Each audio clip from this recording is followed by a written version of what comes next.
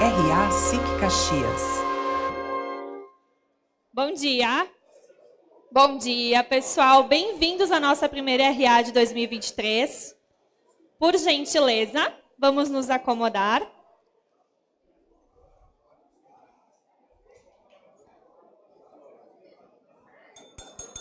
Senhoras e senhores, por gentileza, então, novamente, bem-vindos à nossa primeira edição da RA de 2023.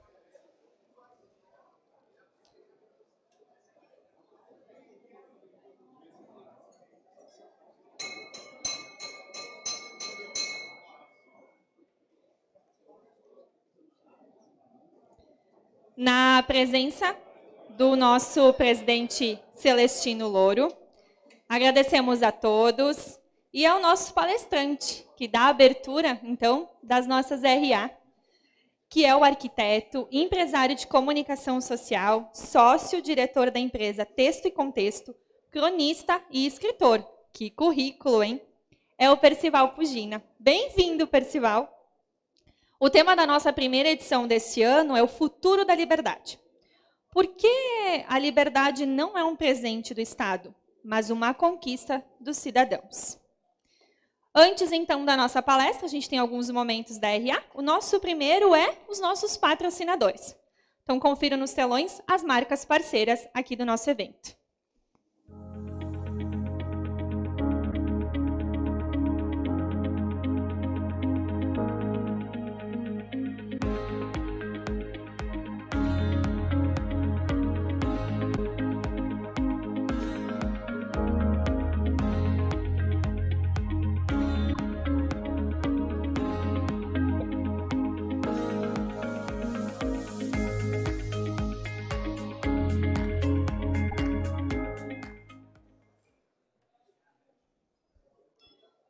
Para a nossa saudação, então, convido o nosso presidente, Celestino Louro, por gentileza.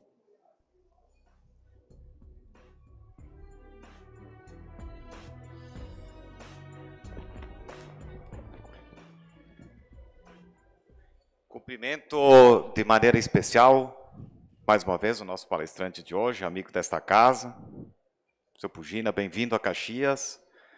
Obrigado por ter escolhido estar na nossa Serra Gaúcha, nesta quarta-feira.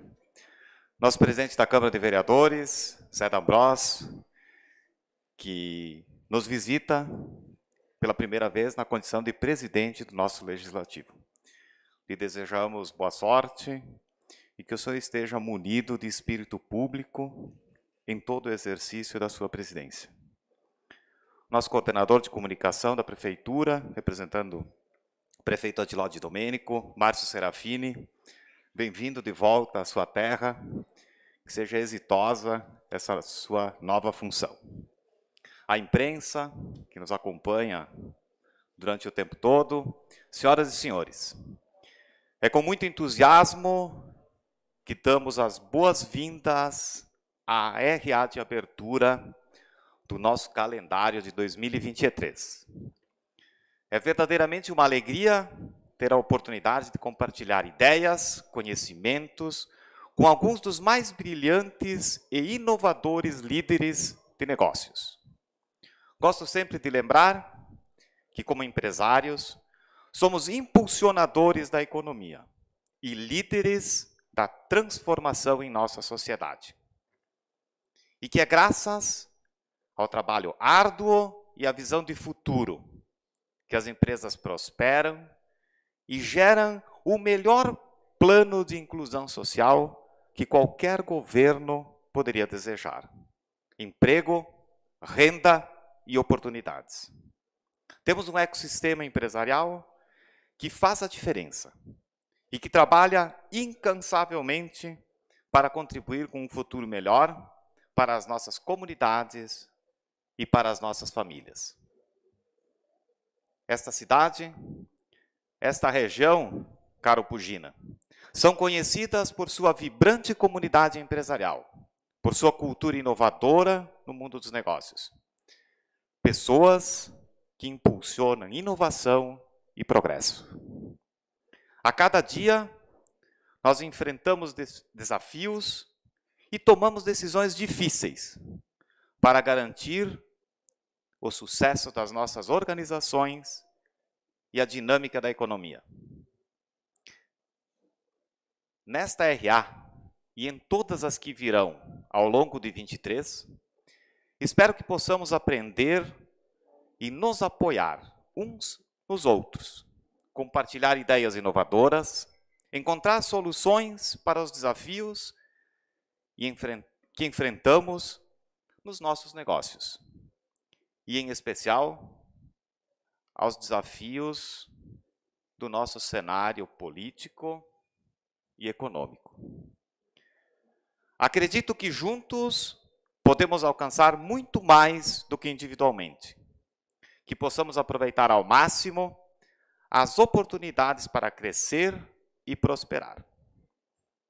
Caros amigos, antes de passar a palavra ao nosso ilustre convidado, eu gostaria de fazer 3 registros pontuais.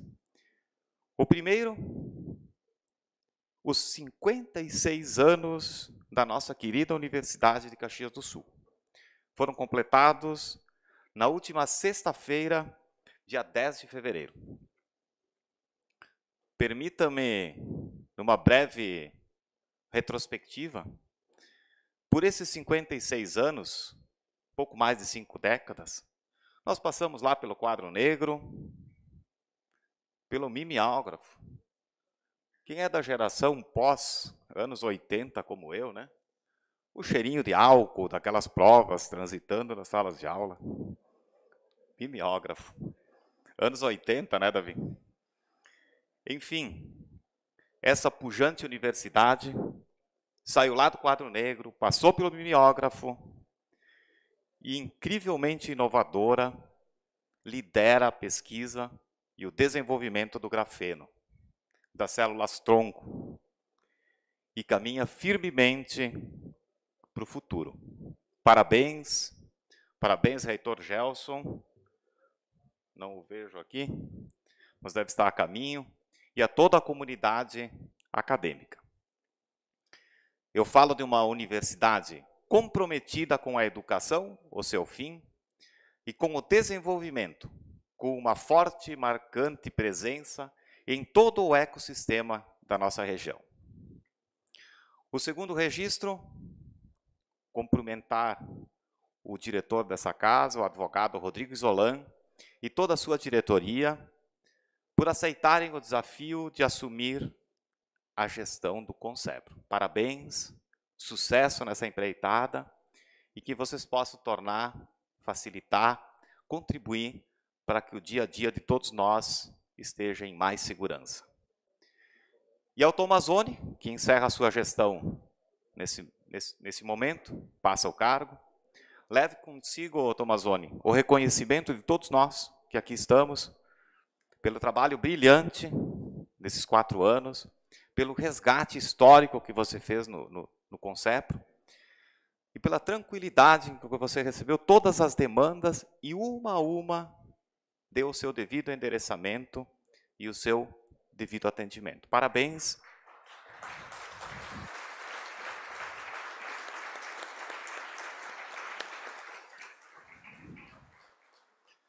Parabéns a ti e sucesso à tua gestão e à tua equipe, Rodrigo. Por fim, eu também quero lembrar que a partir do dia 24 de fevereiro se inicia a nossa Festa das Colheitas. Convido a todos que, dentro do possível, possamos prestigiar, participar dessa celebração que é a colheita da nossa terra. Senhores, muito obrigado.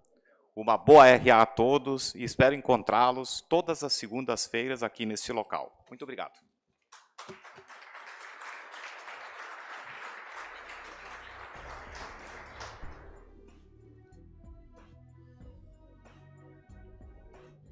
Hoje o nosso projeto Degustar, então, é com a Vinícola Lovatel. E eles sempre trazem para nós, né, sorteios. Então, ele trouxe um brinde especial e a minha colega Paloma vai vir. Presidente, por gentileza, sorteia o nosso ganhador ou ganhadora de hoje. que preencheu o cupom. Não. Não. Nem o senhor. Não. Ó. Conhece? De novo. O Volmir Paza. Volmir, se encontra? Venha, Volmir.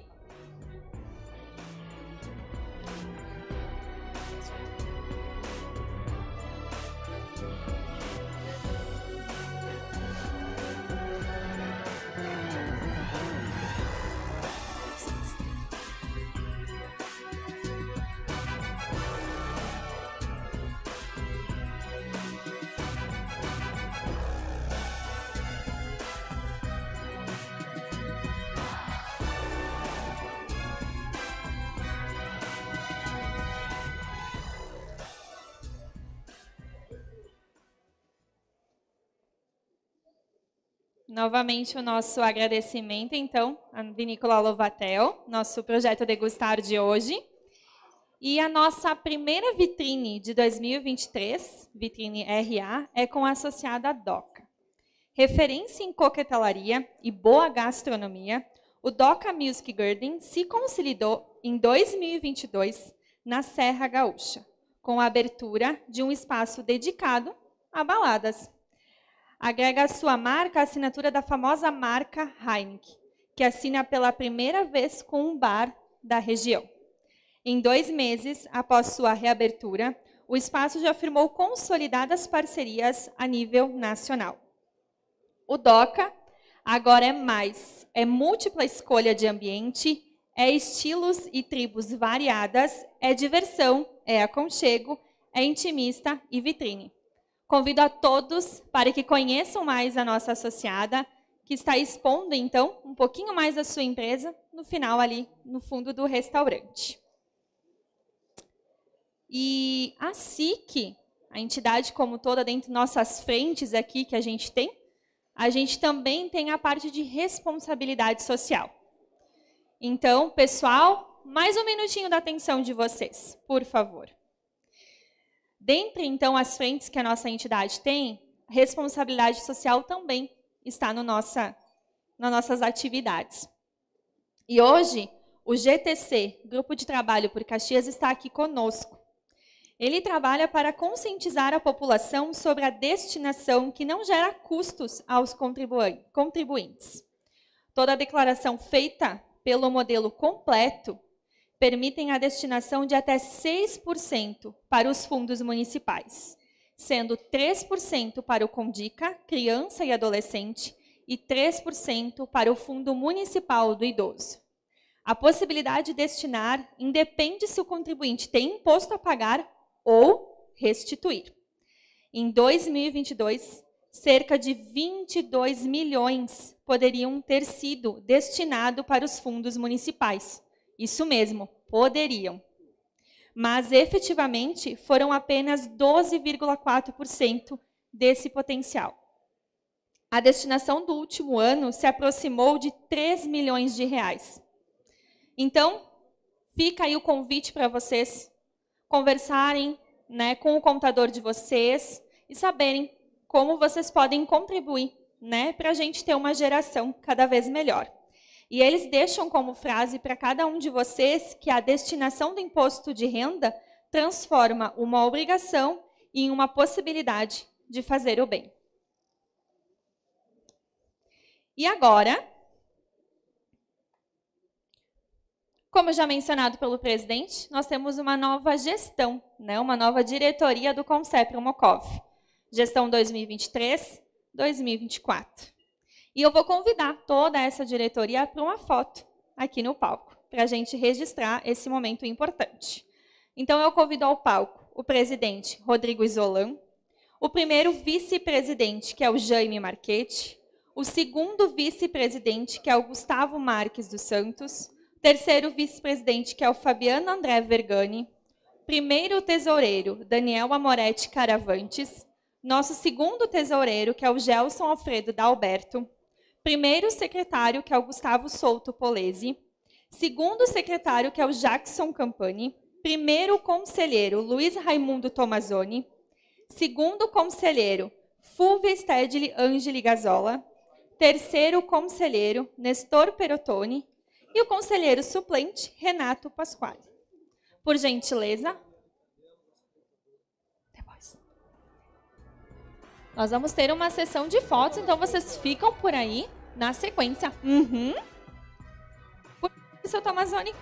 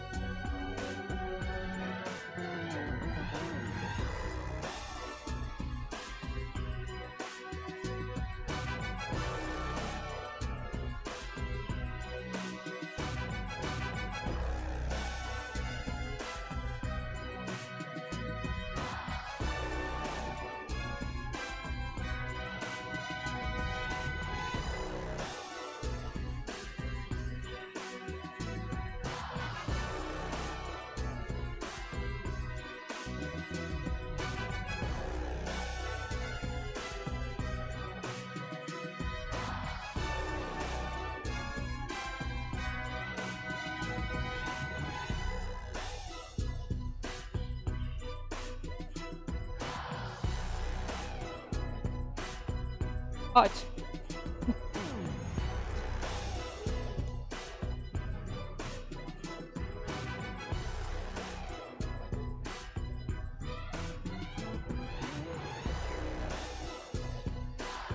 Obrigada.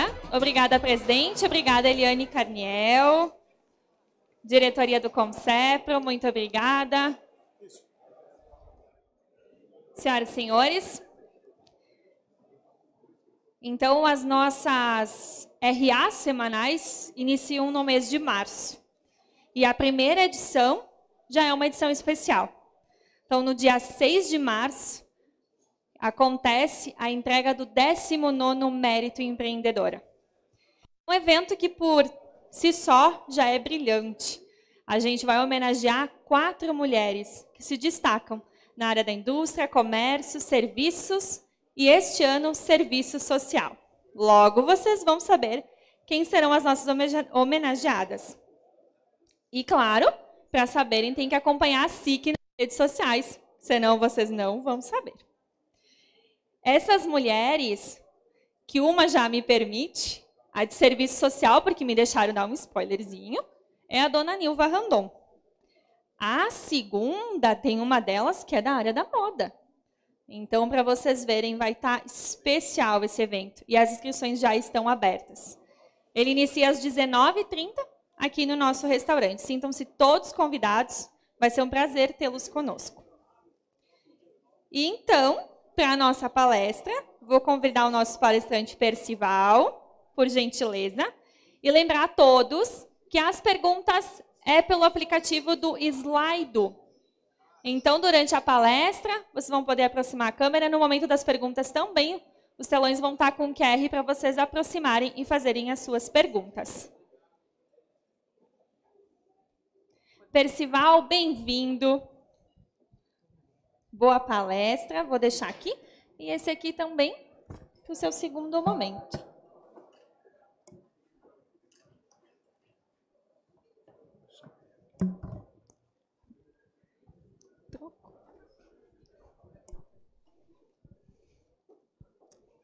Muito boa tarde a cada um. É um prazer estar aqui. Aliás, eu estou há dias na expectativa de estar aqui com vocês, pensando nos amigos que reveria, na oportunidade de reconhecer, porque já estive aqui, a SIC e o seu extraordinário trabalho, conhecer o presidente, meu querido amigo Dagoberto, a quem revejo com tanta alegria. Meus amigos, minhas amigas. O assunto que vou trazer, que é o assunto da liberdade, qual é o futuro da liberdade, para mim é um assunto difícil, é um tema difícil da sociedade hoje, mas nós não podemos fugir dele. O tema nos chama todo dia. Quando abrimos o jornal, quando pegamos a televisão, quando olhamos o noticiário nacional, quando olhamos e assistimos o noticiário internacional. A liberdade está em xeque. E aqueles que defendem vigorosamente a liberdade estão em estado de choque. E eu me incluo entre esses.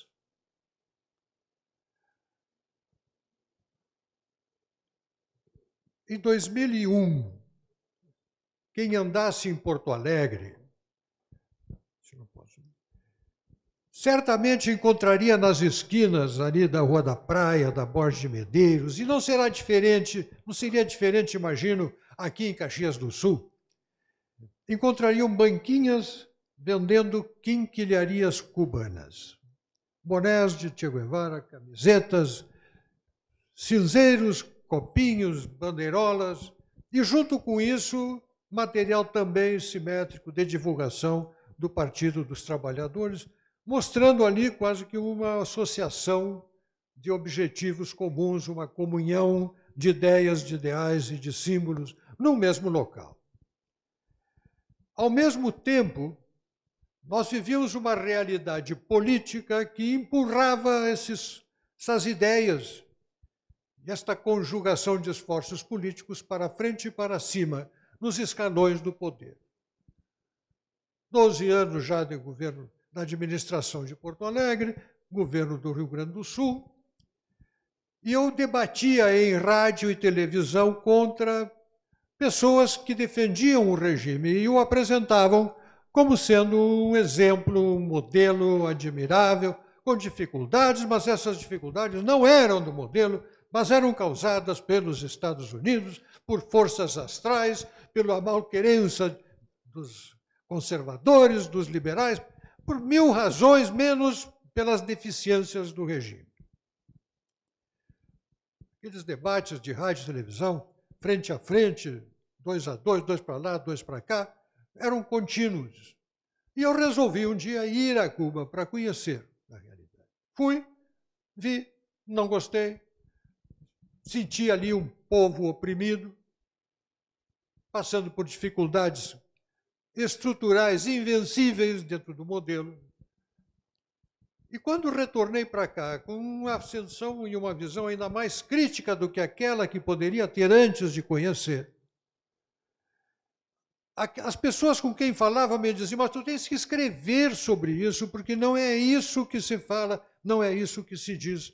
E eu resolvi retornar a Cuba para colher mais material e informação para escrever um livro que de fato escrevi e que foi publicado em 2004, A Tragédia da Utopia.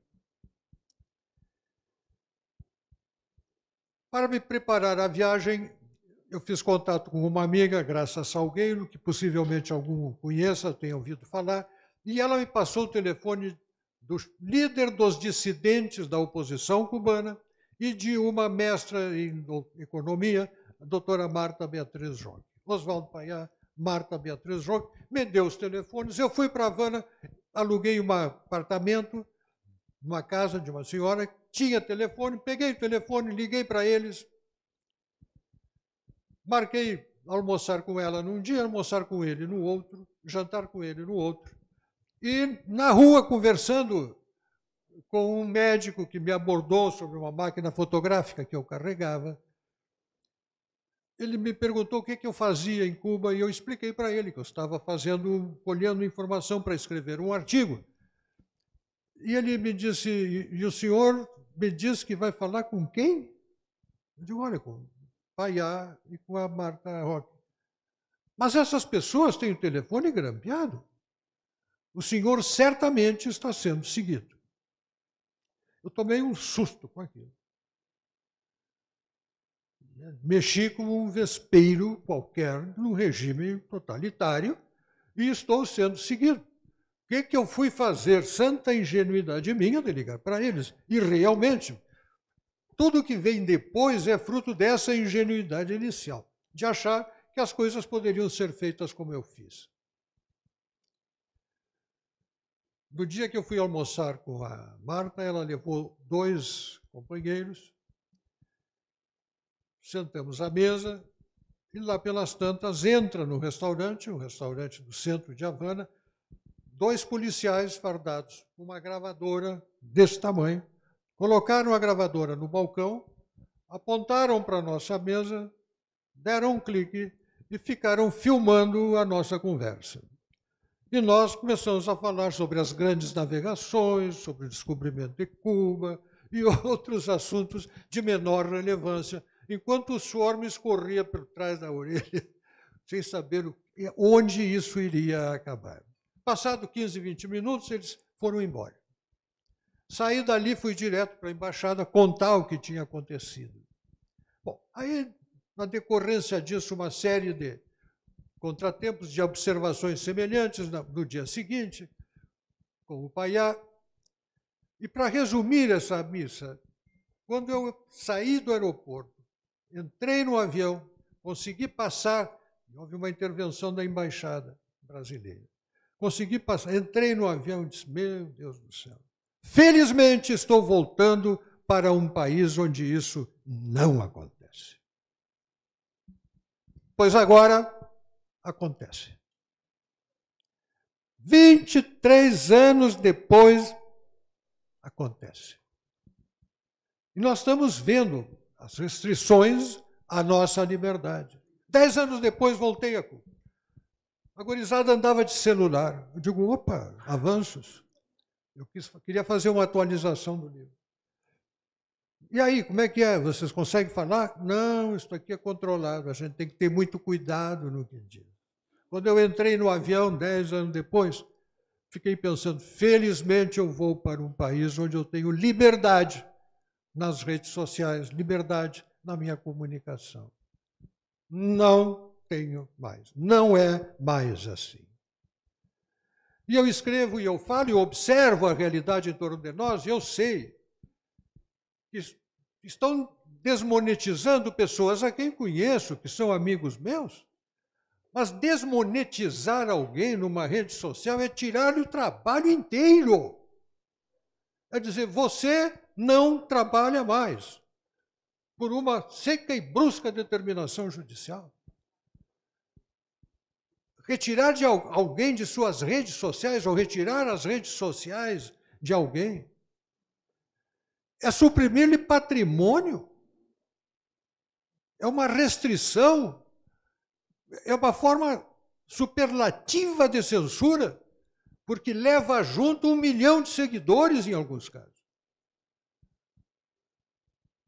E temos prisões, e temos gente no exílio, temos o exílio digital, são pessoas que buscam hospedar o seu site, sua forma de, seu ganha-pão, seu trabalho, seu desejo de comunicar, hospedar no exterior para ver se escapa da sanha da censura. E vem ameaça, e vem acusações, e vem crimes que não constam na lei, e as pessoas pagam com restrição de direitos por isso. Tudo isso está acontecendo diante dos meus olhos. E eu sou um que, cada vez que sento para escrever, cada vez que vou a um programa de rádio e televisão para falar, eu meço muito cautelosamente, temerosamente as minhas palavras. Alguém dirá, bom, olha aí, aprendeu, ficou educado. Não! Eu estou deixando de dizer aquilo que quero, sentindo. Não vou cair. Sentindo que pode acontecer alguma coisa. Há um clima de insegurança instalado na sociedade. E nos impuseram dogmas civis. Já ouviram falar nisso? Dogma civil. Você tem que acreditar no dogma da vacina que não vacina, que não imuniza.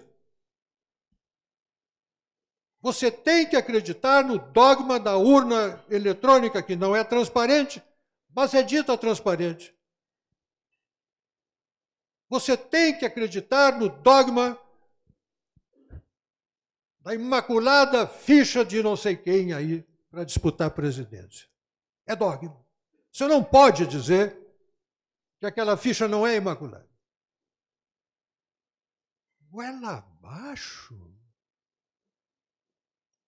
Mas que espécie de liberdade é essa que nos está sendo concedida assim?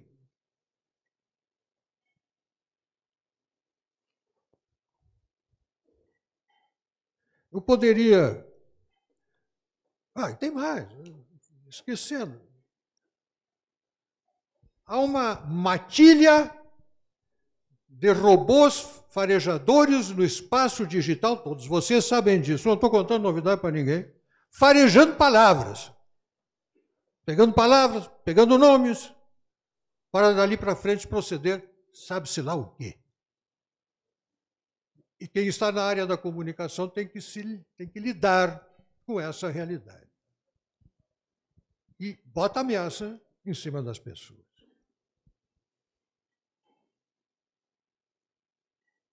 Mas eu poderia continuar mostrando exemplos de restrição das nossas liberdades. Mas tem algo que talvez seja mais grave ainda para nosso pensamento e nossa reflexão, como empreendedores. É que há uma transformação profunda no mundo, transformação que está invertendo aquela que era uma relação clássica da sociedade com o Estado. O Estado, senhor, existe para proteger a sociedade? Alguém acha que o Estado, se existe, não deve proteger a sociedade? Contudo, essa translação de prioridade está fazendo com que o Estado exista para proteger a si mesmo da sociedade. E isso não é um fenômeno brasileiro. Isso é um fenômeno de alta periculosidade e grande extensão em todo o Ocidente. Aprendi, na nossa experiência brasileira, que o Estado primeiro cuida bem de si mesmo. Depois, cuida bem de si mesmo. Em terceiro lugar, ele cuida bem de si mesmo. Em quarto lugar, ele pode cuidar de nós, de alguns de nós, contanto que este cuidado que dispensa sirva para si próprio. Porque ele aproveita bem do cuidado que eventualmente presta. Isso está doente. Nós estamos perante uma enfermidade política instalada. E muitas vezes não percebemos. As pessoas olham para o futuro com esperança de que o céu se abra, que o Altíssimo intervenha e dê uma solução mágica para isso, que independa, inclusive, da nossa conscientização em relação àquilo que está acontecendo com tantas pessoas.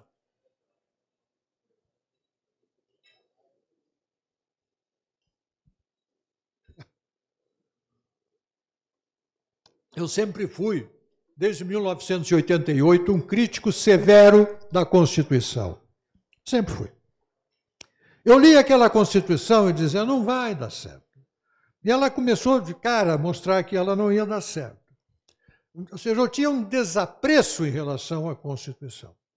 Mas as violações constitucionais no Brasil estão se tornando tão frequentes que eu já olho para o meu velho exemplar da Constituição do Brasil e chamo ela de queridinha do titio. Coisinha linda do titio. Porque se cumprida até essa Constituição, nós estaríamos melhor do que estamos. Até ela já serve, já me serve para que saiamos da encrenca a que fomos conduzidos. E isso não é só um problema brasileiro, não é um problema só brasileiro. Isso está acontecendo no mundo todo. No mundo todo. E nós vivemos a dura experiência de nos tornarmos servos submissos do Estado, como é o Estado, a sociedade cubana perante o Estado a que está submetida. Tem que comer aquilo que o governo manda. Tem que fazer aquilo que o governo quer. E o governo dá regras para tudo. Chove sobre o Ocidente uma torrente inesgotável de regras, de normas, de leis, que derramam da Constituição como cordel com bandeirolas, com leis complementares, leis... como é que chamam? Leis... Tem um nome próprio. Não sou advogado, mas leis delegadas. Leis delegadas. Depois vem decretos, medidas provisórias, regulamentos, estatutos. Isso. O que pensa, o que possa alguém pensar, o burocrata pensar, lá vem uma determinação que incide sobre nós, que não sai da via legislativa, mas está pendurada na escala de competências que se derramam. E essas coisas vêm, mas como um enxame nos países desenvolvidos, em proporção inclusive maior que a nossa. Por que a Inglaterra, entre as razões pelas quais a Inglaterra saiu do Brexit, saiu da União Europeia? Porque não aguentava mais tudo que provinha do Parlamento Europeu e da União Europeia. Não aguentava mais. Porque toda a burocracia permanentemente determinando produção, modo de produzir, estabelecendo restrições, até as normas técnicas tão vetustas, tão severas, tão impessoais, tão duras na forma, tão pouco literárias, até elas já incorporam ideologia na sua motivação, na sua razão de ser, e vem para cima de nós. Aí, como falávamos, presidente Celestino, não é? Não pode cortar um galho da bergamoteira que plantamos. E não deixo. Não deixo.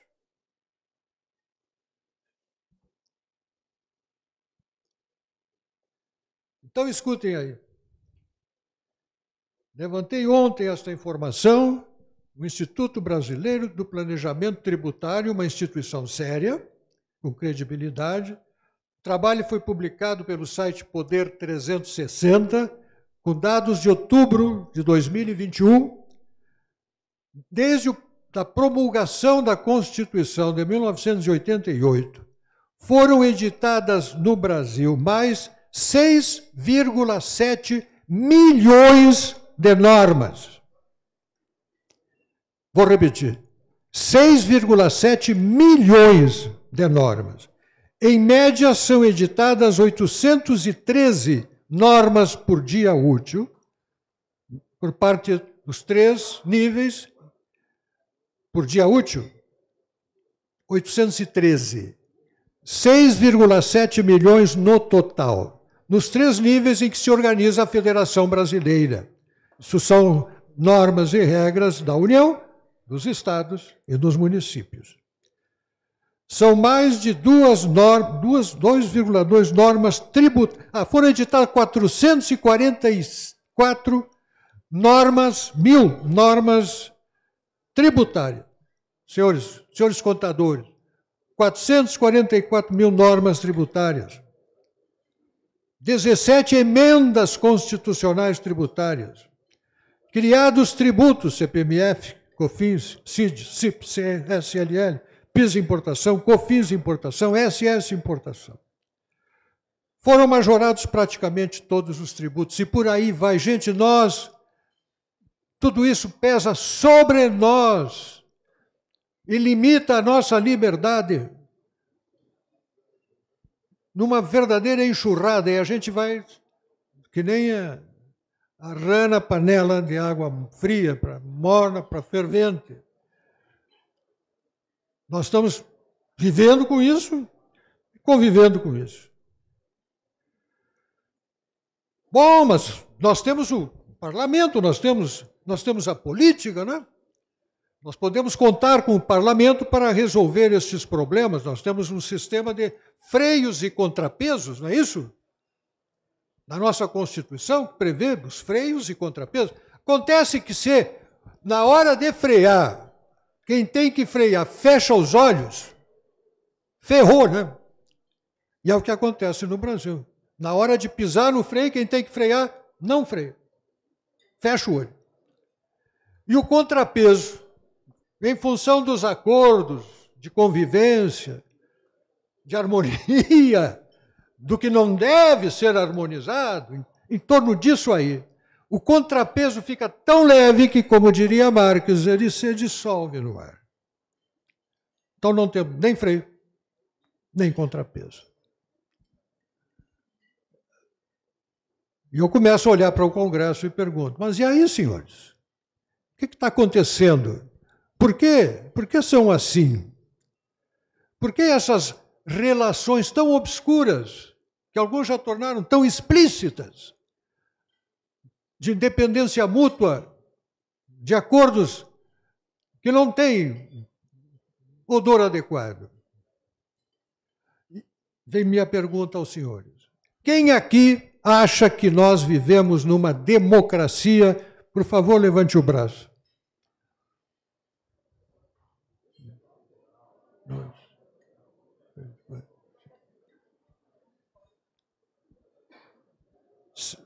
Eu vejo que a imensa maioria acha que nós não vivemos numa democracia. E eu concordo com esses. Eu acho que para uma democracia nós precisamos mais do que aquilo que temos. Precisamos de uma representação política que não tenha todos os defeitos de proporcionalidade que fazem parte do nosso modelo de composição dos parlamentos. Começaria por aí. Precisaria de uma representação política que prestasse alguma atenção àquilo que dizem as pessoas. E eu falo de um depoimento pessoal, porque eu estive em todos os eventos realizados em Porto Alegre, no Parcão, desde o primeiro até o último, só não fui quando eventualmente eu estava em viagem. Uma coincidência dessa. Estive em todos. Em todos, dezenas, nós falamos ao Congresso Nacional e nós falamos ao Supremo Tribunal Federal. Em todos, com clamor nacional, que aquilo era nacional, extensão nacional, milhões de pessoas que se multiplicaram pelas ruas e praças do país. Nunca fomos atendidos em nada. Dá para entender isso? Dá para chamar a isso de democracia, uma democracia que não ouve a sociedade, onde a sociedade não merece a menor atenção? Há algo muito errado nisso. Dá para chamar de democracia aquilo que nós temos quando o eleitor decide fazer uma grande renovação no Congresso Nacional. agora nós vamos renovar. E os mesmos voltam. Aí, na hora de olhar, mudou muito pouco. Não houve a mudança pretendida. Nos enganaram. O que aconteceu? O sistema impede a renovação. Por quê? Porque quem está no Congresso tem 4 anos para fazer campanha, tem acesso a um exército de servidores do seu gabinete para fazer o seu trabalho político, tem acesso ao fundo partidário, tem acesso ao fundo de campanha, em proporções totalmente desproporcionais àquilo que pode ser eventualmente destinado para os candidatos que não têm mandato. Dão-se então o luxo, nesse mecanismo de representação, dão-se então ao luxo de virar as costas para o eleitor, porque eles têm recursos para eleger-se independentemente da sociedade. E nós vivemos numa escassez de representação política, o que é uma escassez de democracia, quando eu tenho que olhar para um aqui, outro lá, para exceções que são efetivamente excepcionais, pessoas excepcionais, e dizer, esse me representa.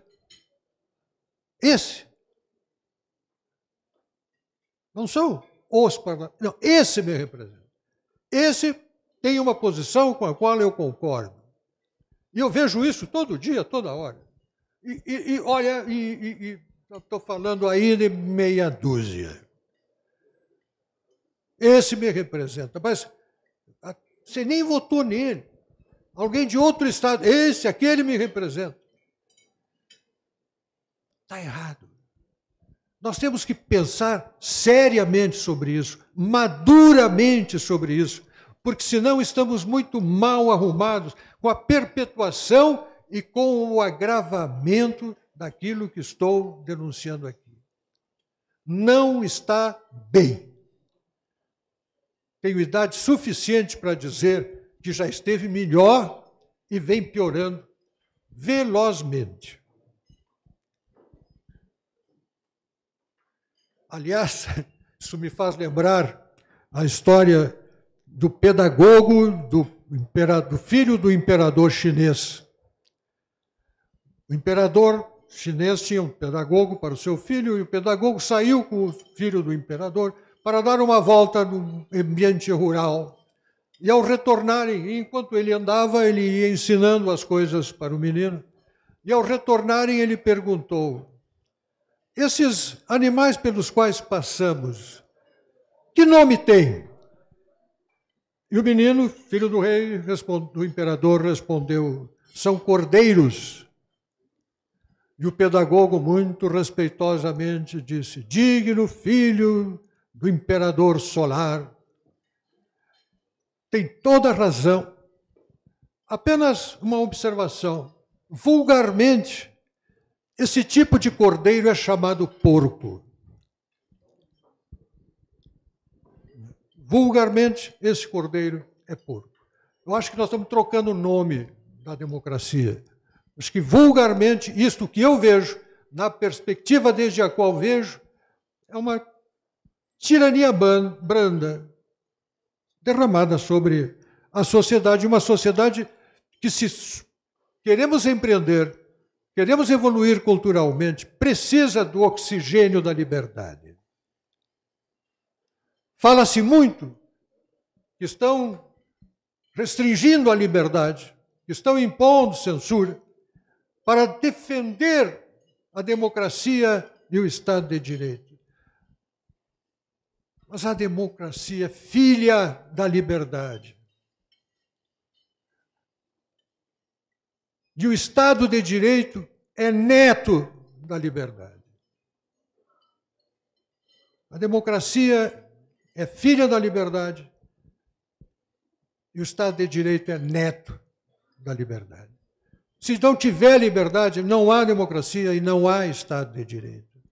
Eu não estou falando aqui de libertinagem, de inexistência de limites, né? Existem regras morais e regras legais que que se podem coibir, mas não se pode, né, atacar a liberdade do modo como ela é atacada no Brasil, com enxurrada de intervenções na vida privada.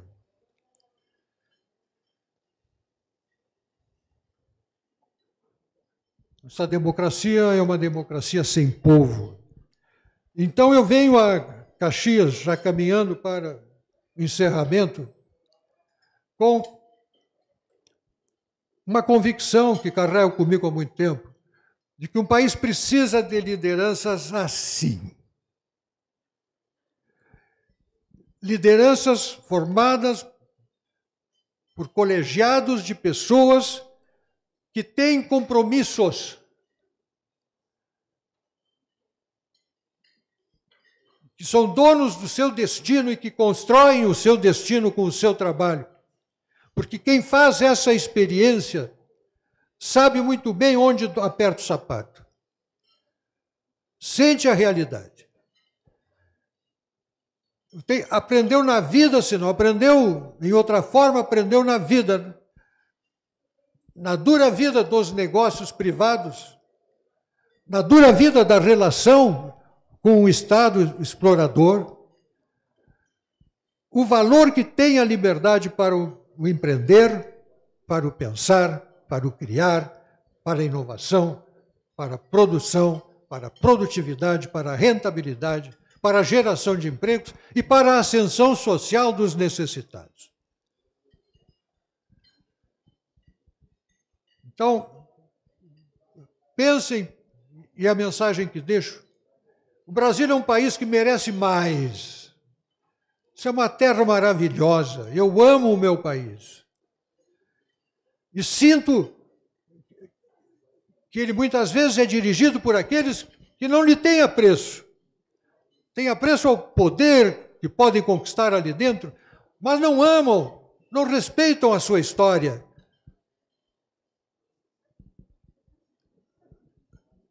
Não apresentam à sociedade as figuras que fizeram o Brasil existir, que lhe deram vida, que lhe deram corpo, que lhe deram alma.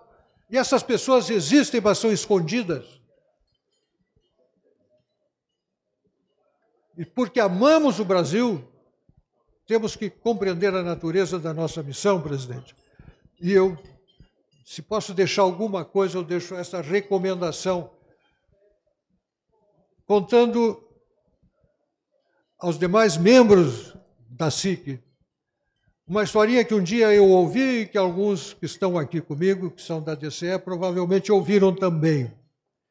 Que é a história do sujeito que vinha por uma estrada de chão, estou terminando.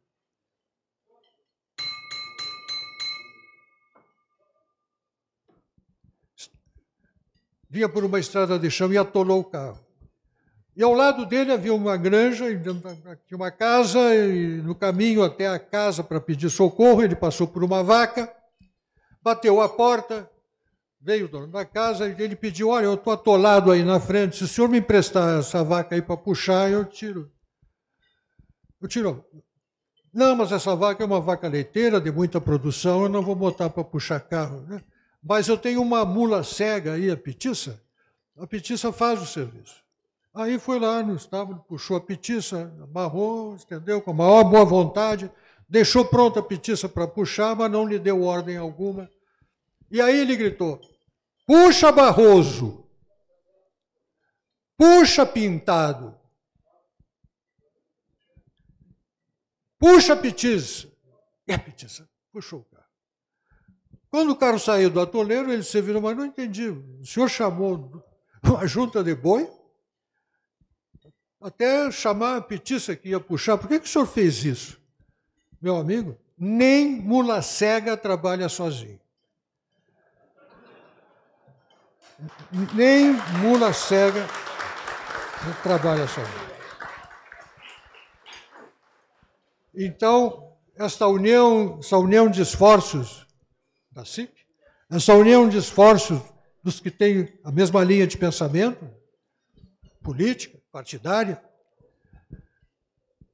é indispensável para que as coisas andem, porque não basta andar Diógenes com a sua lanterna, né, passando trabalho na vida, sem ninguém que lhe preste atenção.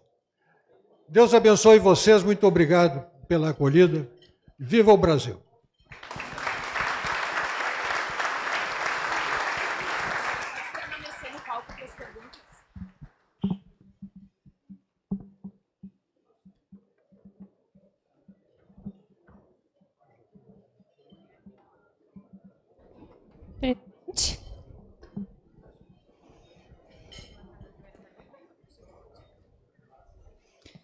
Presidente Celestino. Então, nós temos 2 inscritos já a um microfone. Muito bem. Vamos começar com o seu Dagoberto. Parabéns pela clareza e pela clarividência com que o senhor colocou as suas opiniões. Muito obrigado. Nós podemos dizer, então, que a petiça tinha visão. Que bom, né? Nós temos inscritos aqui, então, para perguntas ao microfone, nosso conselheiro superior, Dr. Dagoberto Lima Godoy, ex-presidente da Fiergs. Bem-vindo de volta à casa nesse reinício de ano. Obrigado, presidente Celestino, por me conceder a oportunidade de me dirigir a um campeão da liberdade. Um cidadão que tem se distinguido, não de hoje, mas desde muito tempo, como um paladino da democracia, da liberdade, dos direitos das pessoas. Percival, você traçou um panorama muito vívido da situação que vivemos no país. E, ao mesmo tempo, aumentou, talvez, a angústia de tantos quantos aqui estão e que, como se pronunciaram quando você perguntou se vivemos ou não numa democracia, estão realmente abalados com, não as ameaças, mas os fatos que hoje contestam a existência e o exercício de uma democracia plena. A questão é a seguinte: o que fazer? Cada cidadão brasileiro, diante deste quadro, que realmente preza a sua liberdade como um bem supremo, e que tem, naturalmente, um âmbito de ação que não lhe permite pensar em ser mais decisivo na mudança do quadro.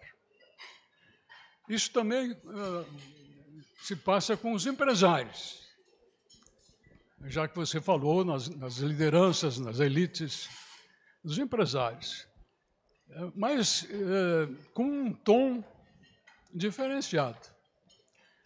É sobre essa situação dos empresários e, por extensão, das entidades empresariais que os representam, como pode realmente um cidadão empresário, uma entidade empresarial, atuar, como você está conclamando, em defesa da democracia, da volta à democracia, do Estado de Direito, quando nós vivemos já num país em que o Estado reuniu um tal poder político e um tal poder econômico, um tal poder em termos de segurança pública, que cada gesto que se faz, que pode estar destoando da receita do estatuto estabelecido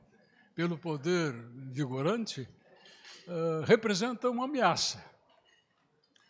O que dizer de um empresário que, mais do que ter a obrigação de zelar pelo seu própria liberdade, a liberdade da sua família, dos seus interesses familiares, dos seus interesses profissionais, tem também a responsabilidade de manter uma aventura empresarial, quem sabe começada há muitos anos, há décadas talvez, com dezenas, centenas, milhares de colaboradores, com as suas famílias. Como é que se faz isso, Percival? Como é que uma entidade como a SIC pode realmente representar integralmente o seu papel em defesa da democracia, do Estado de Direito, quando o poder vigorante, que está cada vez mais autoritário, ameaça por todos os lados a entidade e as pessoas que ela representa. Bom, muito obrigado pela pergunta, ela é importantíssima, Dagoberto. E eu vou responder usando algo que aprendi do Olavo de Carvalho. O Olavo disse o seguinte, que a cultura é o mar onde navega ou afunda, flutua, à deriva, ou vai ao destino, algo assim, o barco da política. Com isso ele está dizendo que é a cultura, é o sentimento da sociedade difuso, espalhado, variável, individual aqui, social ali, regional acolá, aquilo que corresponde ao sentimento, ao ânimo, à interpretação, à leitura que as pessoas fazem dos fatos, o modo como recebem as informações e as notícias, que determina as decisões políticas da sociedade. Ou seja, a cultura não impõe, a política não impõe à sociedade o seu querer. Na hora da decisão política, é o sentimento da sociedade que determina a posição e o produto político final. Então, se há coisas, e há, no sentido de promover o nosso desenvolvimento em espaço livre e restaurar a democracia, que pode ser feita por uma instituição empresarial, existem outras que podem ser feitas por outras instituições que podem atuar coordenadamente, conversando, conjuntamente. Se a minha instituição não pode fazer isso, e aquela instituição pode, vamos conversar com eles. E vamos criar mecanismos assim, para obter qual resultado, na minha opinião? Alteração da cultura dominante, que passa pelas salas de aula, que passa pela leitura, pelo hábito de leitura. As livrarias estão quebrando no Brasil, grandes livrarias estão quebrando. A FENAC foi embora. Por quê? Porque não se lê. Então nós estamos navegando muito raso no mar da cultura, com informações insuficientes para formar e tomar decisões políticas. Nós precisamos criar, e aqui vai receita, precisamos criar cursos, formar as pessoas, informar e formar.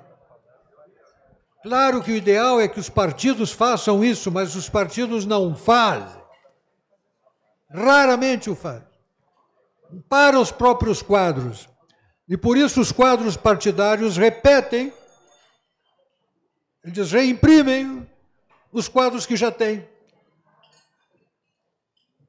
A forma de mudar, portanto, na minha perspectiva, é passar formação política na linha do partido político, criar movimento político, reunir na sociedade, reunir na comunidade.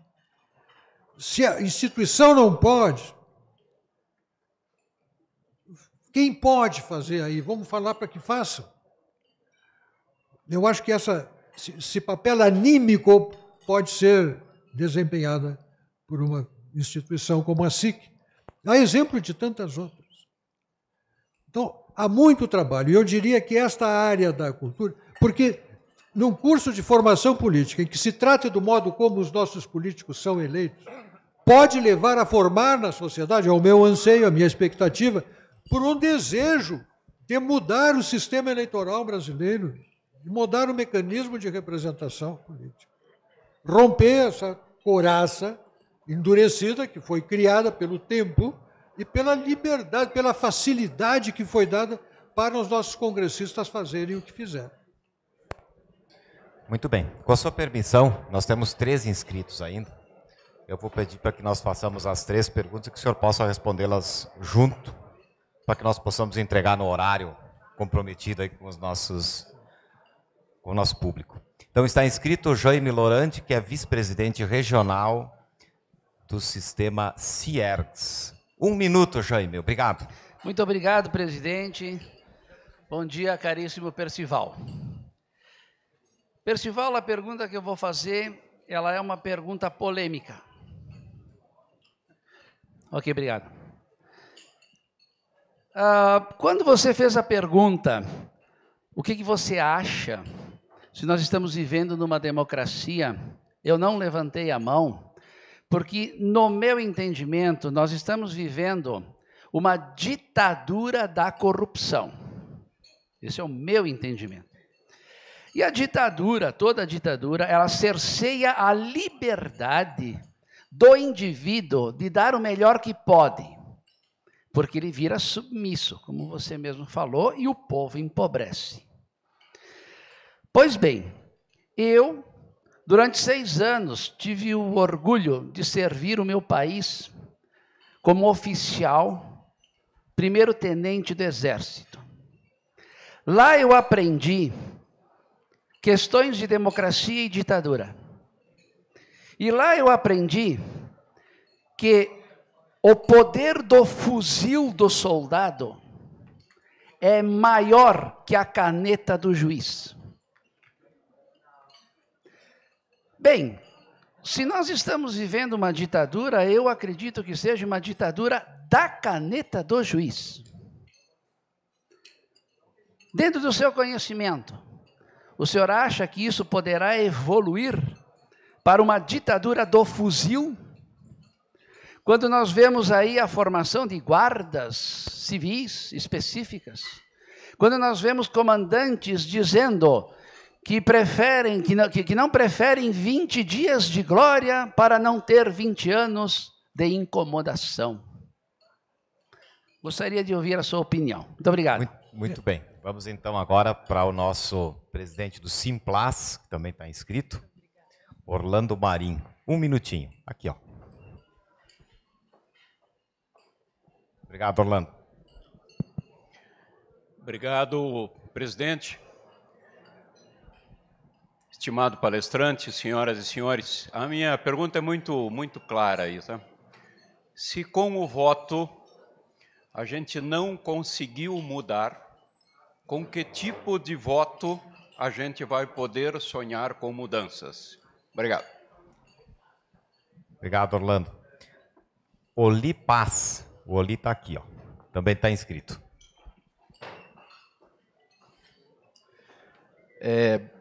Boa tarde a todos, né? Pessoal, parabéns pela tua lucidez em colocar todo esse formato. Eu tenho 2 questões simples. Uma, como o sapo que a gente coloca na água e vai aquecendo lentamente, como que a gente sai dessa situação? Porque é o que está acontecendo hoje. Nós somos o sapo e lentamente as liberdades estão sendo cortadas. E nós não estamos percebendo isso porque a água está aquecendo devagar, conforme tu falaste, né? E a outra questão que eu coloco junto é como nós saímos dessa bolha, ok? Aqui todos nós temos entendimento, temos acesso à informação e entendemos o que está acontecendo. Qual a linguagem para falar com as massas? Qual é a linguagem que nós precisamos implantar? Tu, que és um jornalista de sucesso, um escritor de sucesso, para pensar em como que a gente leva essa mensagem para as pessoas que não entendem a nossa linguagem. Nós precisamos pensar nisso. Obrigado, Oli.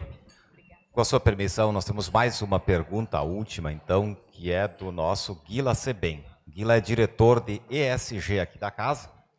Um minutinho, Guila, por gentileza. Boa tarde, colegas empresários. Pugina, muito bom te ver. Você é objetivo. 25 anos atrás, eu comecei minha formação política nas mãos de Percival Pugina, à época pela Fundação Tarso Dutra. E o Pugina, 25 anos atrás, nos chamava a atenção, e esta é a minha pergunta, que chegaria o dia em que o poder coercitivo do Estado não me permitiria comer churrasco. E eu pergunto, estamos nesse caminho, Pugina? Porque o que você previu 25 anos atrás, gradativamente vem ocorrendo. Estamos nesse caminho e como fazemos para reagir? Obrigado. Bom, começando pela primeira, eu acredito na democracia. Então, uma solução pelas armas nunca passou na minha cabeça. Nunca tive essa esperança, nem me mobilizei. Pessoas que me liam ficavam furiosas comigo, porque eu não dava uma palavra nessa direção. Porque não me parecia razoável. Eu me sentia humilhado, como cidadão, na minha idade, ter que pedir socorro para os militares mais uma vez para salvarem o meu país. Muitos amigos meus foram e tal. Inclusive, quando ficaram acampados na porta do quartel, eu fui 2 vezes lá em Porto Alegre, conversei com alguns e tal, e fui para casa e disse para minha mulher, eu não vou voltar. Fiquei constrangido ali. Inclusive porque eu sabia que não ia acontecer nada. Nós tínhamos pelo menos 2 anos de história para contar de que não iria acontecer coisa alguma, como se veio a comprovar. Então, eu continuo acreditando na política, mas numa política que não é a política que está acontecendo aí, mas é a política que se pode construir e que passa por um processo de construção que é gradual. É gradual. Não tem como você virar um jogo em que a sociedade está navegando no infortúnio, está navegando nas dificuldades, está com sua formação e percepção completamente alterada, porque todo o seu processo cognitivo foi destruído tantas e tantas vezes dentro da sala de aula por ausência de contraditório. Do curso primário ao pós-doutorado na USP. O fenômeno está aí por toda parte. Então, há um trabalho que tem que fazer no plano da cultura, ponto. Porque senão vamos continuar como estamos. E o modo de fazer é acionar os mecanismos capazes de fazê-lo. Os meios de comunicação, as redes sociais estão perdendo força, não dá para contar. Ficou mais do que evidente que as redes sociais dispersas, atuando em bolhas, fracionadas, aqui episódicas, aqui ou ali, não tem como enfrentar uma grande cadeia de comunicação social, 24 horas por dia, manhã, tarde e noite, batendo na mesma tecla, repetido, canal aberto, canal fechado, por rádio, por jornal, etc. Não dá para competir. Mas é um instrumento que pode ser usado. Mas conhecidas as suas restrições, que são restrições técnicas do sistema, são restrições que o Estado já impôs, e são restrições que as próprias plataformas impõem. Então, eu continuo acreditando, tem que trabalhar a sociedade no plano da sua cultura e da sua informação. A outra pergunta era? Maria? Qual é?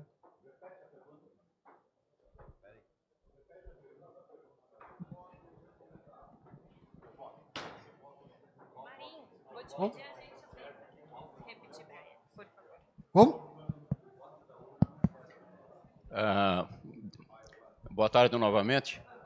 Se com o voto, com tudo o que foi feito, não foi possível mudar, com que tipo de voto a gente vai conseguir efetuar alguma mudança nesse Brasil? Tá bom. Eu não tenho nenhuma dúvida para essa pergunta. O voto que resolve essa encrenca é o voto distrital. Esse voto proporcional, ele é tudo que a bandidagem da política quer. Porque o parlamentar não precisa prestar contas para a sociedade. Ele pode fazer o que quiser lá em Brasília, votar contra o interesse nacional em tudo, mas desde que ele mande a emenda, mande os recursos para cá, mande para lá, quando ele vai falar com o pessoal que recebeu o dinheiro dele, vai falar com os companheiros, não presta contas para ninguém. No voto distrital, o deputado do distrito representa todo mundo e qualquer cidadão tem o direito e o dever de cobrar dele. Então, a mudança do sistema eleitoral, agora, fazer com que isso seja aprovado, tem que haver uma pressão dentro da sociedade. É cultura política na sociedade. A outra pergunta era do Oli, com relação, que está mais ou menos inserida nesse contexto, como estourar esta bolha. Eu acho que o que nós chamamos de bolha é um espaço de ação que não pode ficar isolado. Eu acho que as bolhas têm que se integrar. Não há essa integração. E da bolha se deve ir para aquele eleitor que foi mencionado numa das perguntas, que é como fazer com que a mensagem chegue naquele que não entendeu. A forma de fazer isso é através de alguém que entendeu e que tem como chegar. Provavelmente muitos de nós aqui não temos, mas alguns têm. Eu, por exemplo, teria muita dificuldade, confesso. Mas conheço muita gente que faz isso. Tenho irmãs que fazem.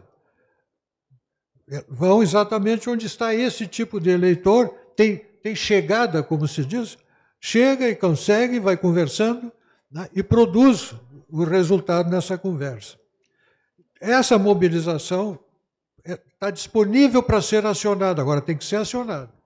Se nós ficarmos parados esperando a próxima eleição para ver o que vai acontecer lá, pode ter certeza, não preciso nem ouvir, vai sair um congresso semelhante a esse aí. Vai ser uma cópia heliográfica disso aí. Muito bem, a outra pergunta era do Guila Sebem com relação à proibição do churrasco. É isso, né, Guila? Mas, claro que nós já estamos nisso. É claro. De momento o churrasco está prometido, mas não vem. Né? Mas a proibição, proibir de comer carne, são as tais normas que eu mencionei, né? Em que essas determinações vêm, incidem sobre nós, não passaram por nenhum processo legislativo, não tem legitimidade popular quem impõe, mas vão impondo, porque a tendência internacional, porque o mundo inteiro está fazendo isso. Nós criamos gado, criar gado é uma coisa horrível, danosa à natureza. Aliás, o homem é um ser danoso à natureza, o homem parece que deveria ser eliminado. Às vezes eu fico com essa impressão que as pessoas veem os demais todos como sendo uns agressores naturais do ambiente onde ela quer viver na sua primavera permanente. Só que a vida não é assim. Esse processo de gerar normas ao gosto de organizações internacionais com interesses, sabe lá de que natureza, isso aí precisa ser sustado, né? Precisa ser barrado. E, infelizmente, o nosso governo é macaco de auditório desse tipo de coisa. Muito bem. Pugina, em nome de todos esses atentos participantes da nossa real, lhe agradeço mais uma vez a opção de estar em Caxias, de estar na SIC Caxias do Sul, nesse final de manhã, início de tarde do dia de hoje. E não tenho dúvida pela atenção com que o público lhe ouviu, que as palavras e os temas que o senhor trouxe aqui são instigantes e desafiadores, independente de concordarmos ou não, isso é parte do jogo da liberdade, mas são instigadores para o nosso dia a dia. Muito obrigado, lhe devolvo para as suas considerações finais. Bom, acho que se alguém tem algo a agradecer, sou eu, né, por um convite que me trouxe aqui para tratar de um tema que não é confortável, foi a primeira frase que eu disse, que o tema não era um tema confortável, que ele iria mexer conosco, mas que eu não poderia perder a oportunidade, estando em Caxias, de tratar de um assunto que para mim é essencial neste momento, nesta fase que estou da minha vida. Quando eu olho para trás, passado longo, e olho para frente, um futuro curto, eu já preciso pensar para além do meu futuro. Para além do meu futuro. Porque dentro do meu prazo de vida, eu sei que não verei o bem que eu quero para o meu país. E se a minha geração não conseguiu fazer nada melhor do que isso que está aí, eu espero que cada um de vocês possa fazer com que a sua geração empurre esse país para frente. Muito obrigado para todos vocês. Deus abençoe.